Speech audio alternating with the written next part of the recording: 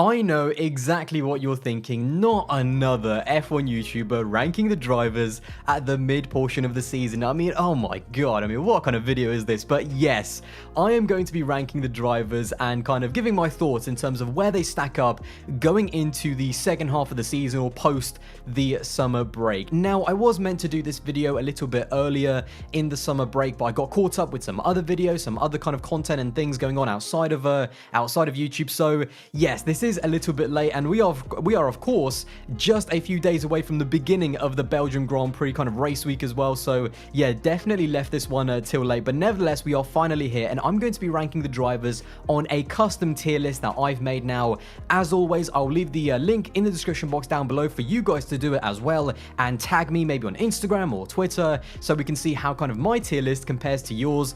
And of course, don't forget to let me know in the comments box down below, I'm sure you will, about how much I got everything wrong in this video. I can't wait to see what you guys have to say. But anyway, enough of all of that. Let's get into some opinions and let's rank these drivers.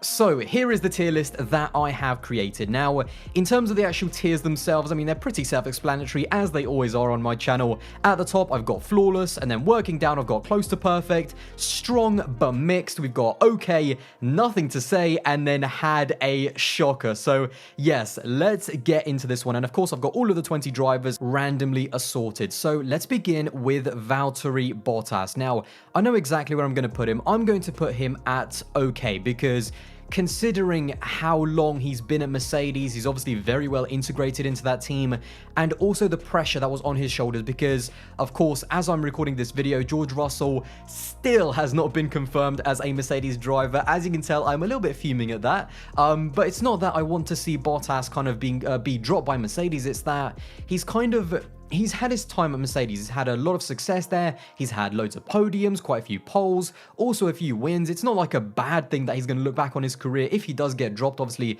it's not yet fully announced. You know, if he does get dropped, it's not going to be like a really bad moment in his career. Oh my God, the time I was with Mercedes. He's had a really good run. He's just been unfortunate to go up against one of the best drivers of all time in Lewis Hamilton. And I feel like this season, with the pressure that's on his shoulders, with the fact that he doesn't have a seat for next year as always, he hasn't turned up. He's had some really poor performances. Yes, he's obviously made that big mistake in Hungary as well. So for me, he's been okay considering the circumstance that he's in and the fact that he is so integrated into that team. So yeah, not too much to say about Bottas. I think he's been okay, but I wouldn't go any further than that, to be honest. Next up, we have Max Verstappen, probably the easiest one on the entire list. I mean, he's been flawless. If you actually look at the only times that he hasn't scored points is obviously been in Hungary, where obviously he got crashed out by Valtteri Bottas, ironically. Of course, Baku as well, where he had a tyre puncture, which was not even his fault. And then Silverstone, and although he was, he obviously had some part to play in that crash,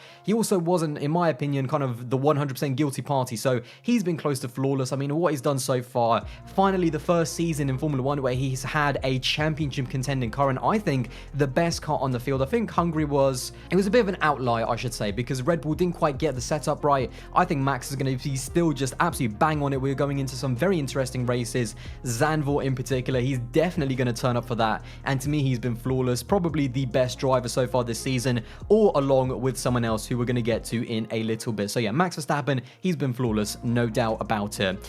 Esteban Ocon, of course, our last race winner at the Hungarian Grand Prix. I'm going to put him in strong but mixed. Obviously, I'm not going to put him in okay, because I feel like at the beginning of the season, he was really strong against Fernando Alonso. He really led that Alpine team, so he definitely is not okay. I'm not going to put him too close to perfect, because when he did get that contract signing, I think it was in France, he did have a bit of a rough patch in terms of 4 or 5 races where he just wasn't anywhere near Alonso. He was being out-qualified by quite a bit, dropping out in Q2. I think he might have even dropped out in Q1. I think it might have been in Styria or Austria, so one of those races, but he bounced back massively and holding off Sebastian Vettel. Of course, he got very fortunate in Hungary to be in that opportunity to capitalize on that win, but he hanged on to the win, and that is a massive plus point to Esteban Ocon. He's been really strong. I've been really impressed with his bounce back from last season when he got kind of thoroughly beaten by Daniel Ricciardo. So yeah, he's done a great job, and of course now, as I said, he is a race winner. So yeah, strong but mixed. So Next up, we have Daniel Ricciardo, but really quickly, before we do get into where Ricciardo ranks on my tier list, I want to say a big thank you to the sponsor of today's video, who are Surfshark VPN. Now, Surfshark is a virtual private network which is available as an easy-to-use app and browser extension. It allows you to protect your location by placing your laptop or phone anywhere in the world and access the internet as if you were in another country. Now, there are numerous benefits to this, not least of which, by the way, is safety and privacy. But one of the most common uses, for example, is if there is a Netflix show that isn't available in your country, then you can use Surfshark legally and safely to change your location, which then allows you to watch the shows that are available in other countries. Surfshark also has other benefits like cleaning the web and blocking those annoying ads that you see when you're browsing, which is actually my personal favorite feature because it just silently works in the background, making your life easier without you even noticing. Now, these are just a few of the benefits of Surfshark amongst many others, and if you are interested, then follow the link at the top of the description and use my code ALDAS to get 83% off and an extra 3 months for free. Now, on top of all of that, with Surfshark, you also get a 30-day money-back guarantee, so there is no risk in trying it out. It's a really great deal that will benefit you and will also help the channel as well. So once again, thank you again to Surfshark.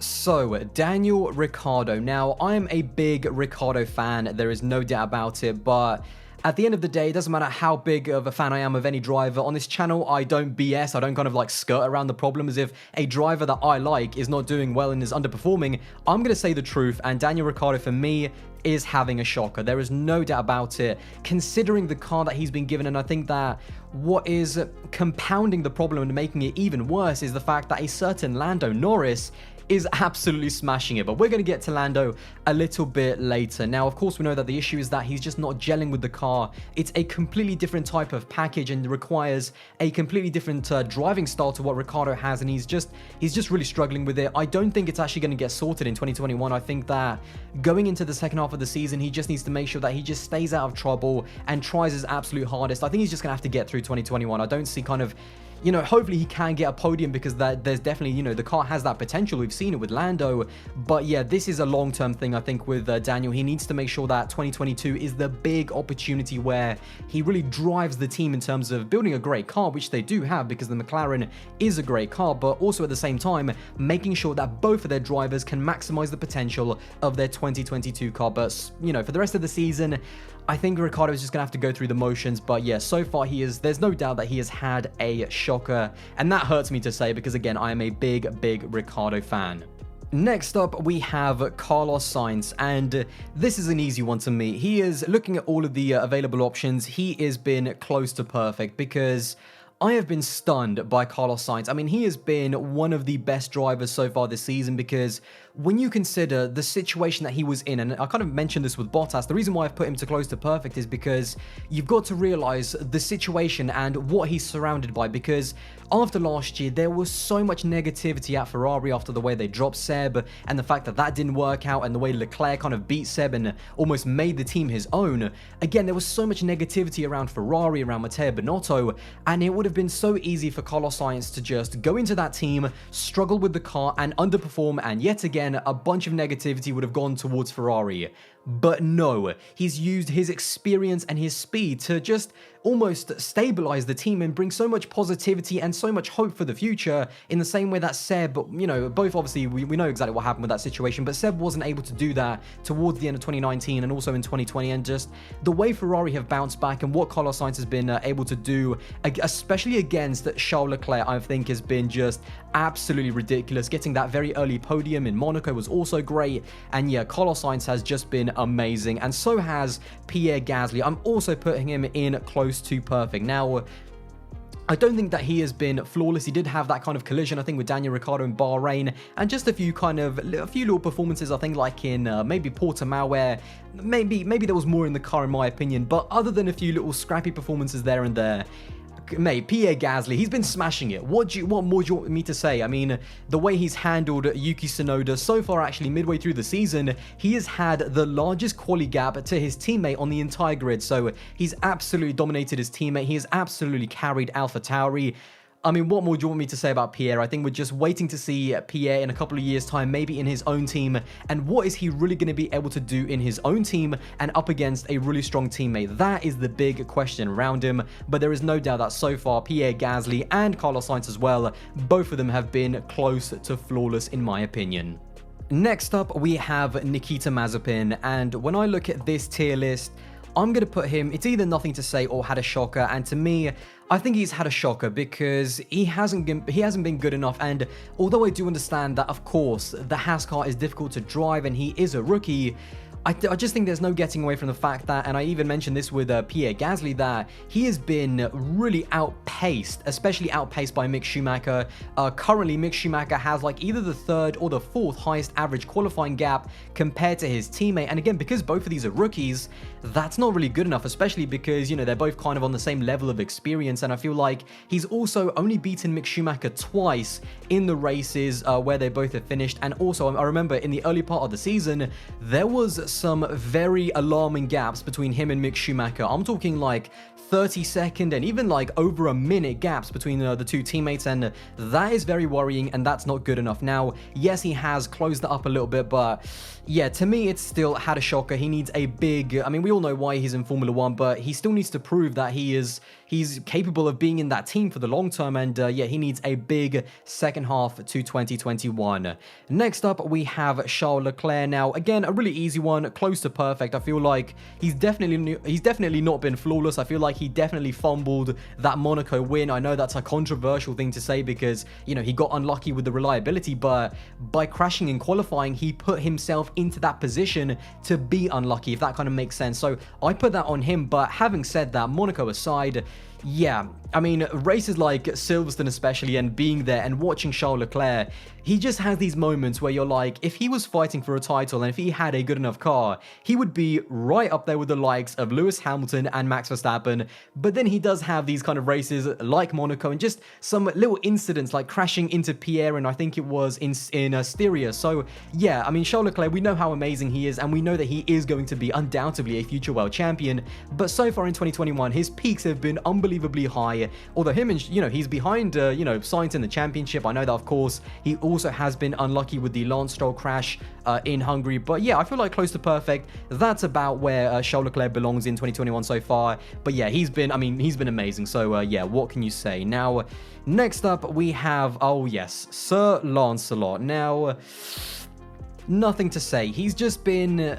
I know this is harsh on Lance, but he's just been there. He's been, I was going to say okay, but he hasn't really. I don't have anything to say about Lance, so I'm going to put him in nothing to say because, yes, he's had some okay performances, but at the same time, he's had these weekends where he just disappears completely. He's also had a few incidents, like obviously crashing into Leclerc in Hungary as well, and even, of course, he has been unlucky like in Baku, but his quality difference to Seb, once again, has been really bad, and I feel like this is something that he was going through during his first ever season for Racing Point, where I remember in 2019 there was this crazy record of about 23 races in a row where he was out in Q1. When they had the better car in 2020, of course, they copied the Mercedes and he was out qualifying Sergio. I think everyone felt like, you know, finally Lance Stroll has put his qualifying woes behind him, but they seem to have resurfaced yet again in 2021, and yeah, overall, I have nothing to say. He kind of needs to step it up a little bit because I know that his dad owns the team and he is a good driver, but if Aston Martin wants to challenge for a title in the future, is he good enough to be a wingman to someone like Seb and be kind of on the level of Bottas or Perez? I'm not sure yet. So yeah, in terms of at the moment, yeah, I have nothing to say about Lance's season so far. In terms of Giovinazzi, I'm going to put him in okay because I feel like he's made progress from last year. He's obviously, you know, he's had the upper hand over Kimi in qualifying, but he hasn't done as well in the races. I feel like he's done a solid job. He's been okay, but yeah, I'm not going to say any more than that. He's definitely not been strong, but mixed. I feel like there's more potential in that car that both Antonio Giovinazzi and Kimi Raikkonen are not able to kind of, not able to maximize, in my opinion. Next up, we have George Russell. I mean, flawless, of course. No, I'm joking. To be honest, not far off in my opinion, because with the car that he has been given, I do think that the Williams is better than it was last year, but I don't think it's as good as the Alfa Romeo. I still think it's in between. Like, for me, it goes Haas, Williams, and then the Alfa Romeo in general as a package. He's still whitewashed Latifi in every single qualifying. The gap between him and Latifi, by the way, is still a massive amount. He's only actually, so far after 11 races, he's only been knocked out in Q1 once, and he's also been into Q3, so he's really pushing the boundaries of where that car has been in terms of qualifying. And even in the races, although yes, I know that he is behind Nicholas Latifi in the championship, but in terms of the performances, that P12 in France was absolutely unbelievable, considering that there was no retirements. Yes, I know he didn't score any points, and maybe no one is going to look at that performance as anything special, but I think that was a very good race. I don't feel like he's made kind of massive mistakes, to be honest. I feel like he's been pretty good in the races. He's also had a little bit of bad luck as well, like I think it was in one of the Austria races with that hydraulics issue where he could have scored points, which was massively unlucky. So although the results and the points might not tally up, when you actually look at the speed, the potential, the consistency that George Russell has had, I think he's been close to perfect. So yeah, he has had a great season so far, and again, putting together a really strong case to get that Mercedes drive in 2022.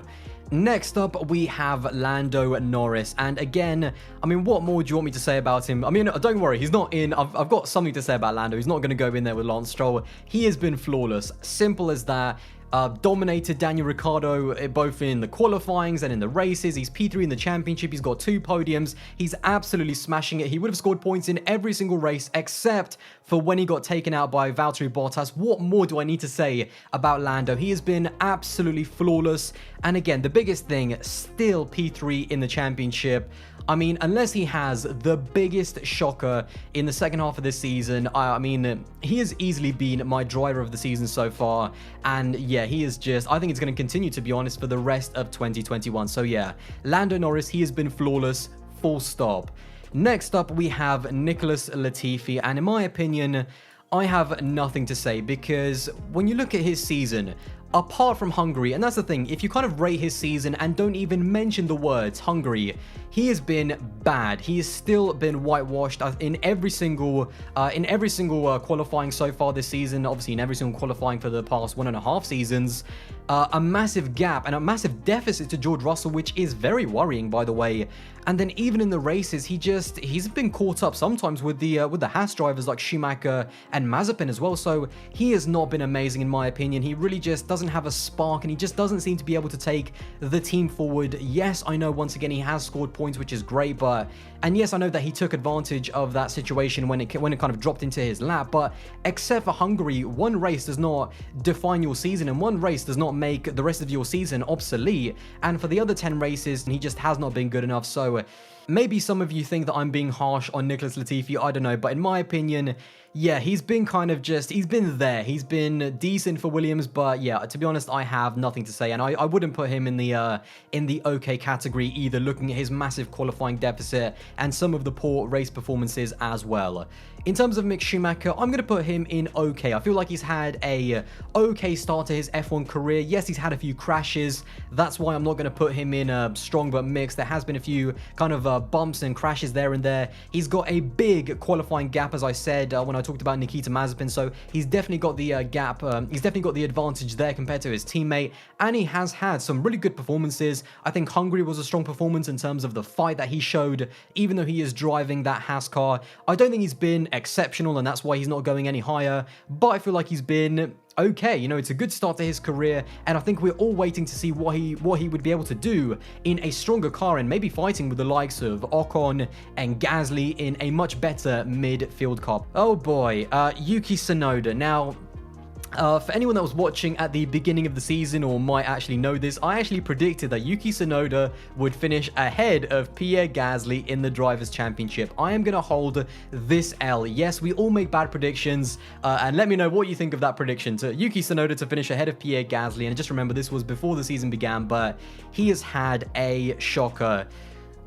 Poor in qualifying, the biggest gap on the field, really has also crashed loads as well. And in the races, I feel like that car is so good and has so much potential. And for him to be messing about, not being able to get into Q3, in some of the races, even struggling to get out of Q1, he has had a really bad rookie season looking at the car that he's been given and where he is so far in the championship as well. But hey, listen, you know, still obviously half a season to go, so he has plenty. I think the good news for Yuki is that it can't get any worse, let's be honest. So yeah, there's still plenty of room to grow, and I'm sure that the more comfortable that he gets with that car and with that team, we're going to see that talent and that potential kind of a little bit more in Formula 1. So yeah, Yuki Tsunoda in had a shocker. I don't think that's too much of a surprise, and I don't think that's kind of a massively controversial thing to say. Kimi Raikkonen, in classic Kimi style, I'm going to put him in nothing to say. Just like Kimi, I have nothing to say as well. He's been... yeah, I think we're kind of seeing Kimi go towards the end of his career. I feel like the thing that's frustrated me most about Kimi Raikkonen this season is that although he has been good in the races and we are seeing that experience and that racecraft, he has not been good enough in qualifying. He has been really poor, and the problem with that is even though he's qualifying low and making places up in the races, which is great, that's not the right way around. You want to be both strong in qualifying and strong in the races to make sure that you maximize the package that you're given. So yes, although you can say that he has been better in the races than Antonio Giovinazzi, he's been so poor in qualifying that it makes it even worse, because the potential is there in the car to maybe score a few more points, and he just hasn't been able to do that. So yes, he has had some highlights of, you know, scoring points. I think it was like in Hungary last time out. But yeah, I think we're seeing perhaps Kimi Raikkonen. He is a legend, and I do love Kimi, but yeah, I have nothing to say. He's been decent for Alfa Romeo, but I think we are seeing him in his final season in Formula 1. So, just 4 drivers left, and to be honest, I'm going to put 2 drivers in at once, because in strong but mixed, I'm going to put Fernando Alonso, and I'm also seeing Seb as well. I'm going to put him in strong but mixed. 2 obviously F1 legends going into brand new teams in 2021. Seb going from Ferrari to Aston Martin, and of course Fernando Alonso after 2 years out of F1 going to Alpine. Now, in terms of Fernando, I feel like at the beginning of the season, he didn't have a great start, but I do feel like obviously 2 years out of the sport, he also of course had that bike crash right at the beginning of the seasons, and also had surgery, so maybe that affected him kind of physically and mentally a little bit as well. And then of course the biggest one is just getting used to F1 and getting used to the car as well. But after the first like 4 or 5 races where he was kind of finding his feet, ever since Baku, which was like his breakout race where he really that was when Fernando Alonso really came back in 2021. He has scored points in every single race since Baku, and that is just absolutely unbelievable. And some of his on track, I mean, some of the overtaking and some of the racing and the way he's defended against Lewis Hamilton, he is the old Fernando. The old Fernando is still there. He might be into his 40s now, but I mean, what could he do in a championship capable car? I would love to see it in 2022. So yeah, definitely strong but mixed, I feel, is a fair representation of Fernando's first half of 2021. Similar to Sebastian Vettel, I feel like Seb, a really positive start to his Aston Martin career. A little bit kind of, maybe a little bit different to Fernando Alonso, where I feel like Seb is kind of, his peaks have been unbelievable, like the P5 in Monaco, the podium in Baku, and even though he did get disqualified, the podium in Hungary as well was a really strong result, but some of his lows have also been not great, spinning out in Silverstone, crashing into the back of Ocon in Bahrain when he was kind of finding his feet with Aston Martin. So yeah, he's had a bit of an up and down season, but again, getting those 2 podiums, I know that obviously he got disqualified. I feel like Seb overall has really dominated Lance Stroll, especially in qualifying, and he's just had a great start to 2021. I feel like just the only thing I want to see more from Sebastian Vettel is more consistency, because the one thing that he's kind of lacked is consistently point scoring over like a 5 race period. So that's the thing that I want to see more from Seb over the course of the rest of 2021. But yeah, I feel like he's had a great start to his Aston Martin career, and again, similar with Fernando Alonso, I feel both of them have been strong but have mixed starts to 2021. So just 2 drivers left, and first up we have the championship leader,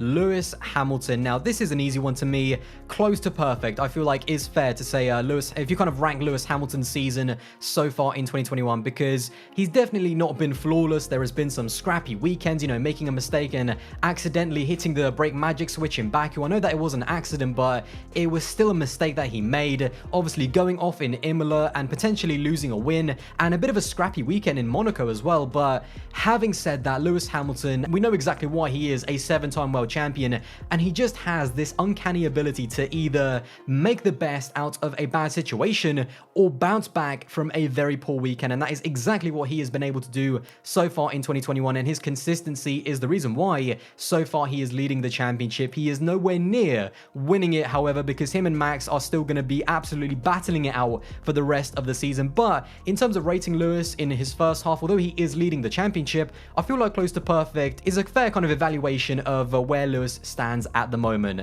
And last up, we have Sergio Perez. Now, I'm looking at where I've put Bottas in terms of, I've put Bottas in okay, but this might be a little bit controversial, but I'm going to put Sergio Perez in strong but mixed. Now, the reason why I'm putting Sergio Perez above Valtteri Bottas is because, again, the situation that he is in, all of that pressure of being in that Red Bull seat with all of the drivers that have failed before him, the pressure of not having a contract for next season, and the pressure also of going into a brand new team and going up against Max Verstappen, which we know is never easy. So having said all of that, that's why I put him above, even though he is behind Valtteri in the championship. I feel like overall, given his circumstances, I feel like he's had a better season, getting that early win in Baku, then getting that podium in France as well. He has been on a bit of a kind of, it's been a little bit strange, and he has been a little bit unlucky in the past couple of races, getting crashed out by Valtteri Bottas in Hungary and having a poor race in Silverstone. So yes, it's definitely been mixed, but I feel like the reason why I'm bumping him up to this category is because of the circumstances that he is in. I feel like he's had a great start to his Red Bull career, but the one place that he definitely needs to work on for the rest of the season is that quali pace, because once he gets that nailed down and is able to consistently qualify in the top 4 or maybe even in the top 3 and maybe even get some pole positions, that's when Sergio Perez, in my opinion, is going to be really able to kick off and kind of consistently challenge for podiums race after race.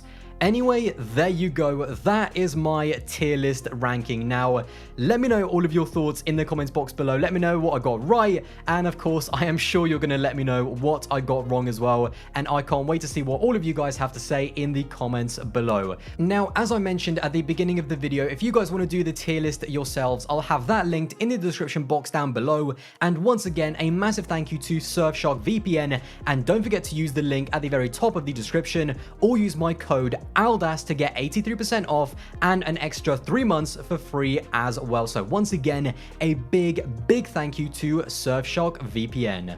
Anyway, I hope you did enjoy this video, and if you did, then don't forget to drop a like and smash that subscribe button, and I'll see you in the next one.